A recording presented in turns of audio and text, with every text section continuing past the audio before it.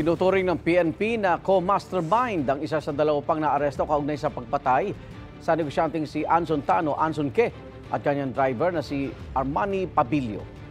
Ayon sa PNP, ang co-mastermind na si Gong Wenli alias Kelly Tan Lim ang may alam umano tungkol sa paglilipat-lipat na nasa 200 million pesos na ransom money papunta sa cryptocurrency accounts.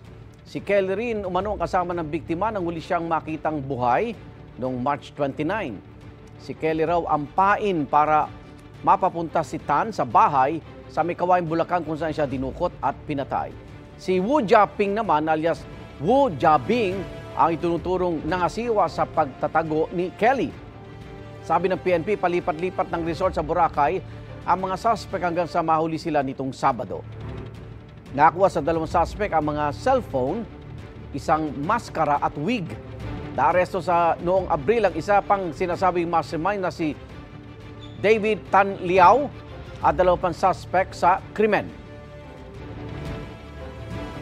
Considered solved na po itong kaso, sir, considering na majority, if not all of the main player po were taken into custody and criminal cases were already filed before the DOJ. So, hindi pa po close because ongoing pa po yung pagtitrace po natin, sir, with respect po dun sa ransom money because ang objective po natin ay mabawi po itong napakalaking pera po na binayad po sa family.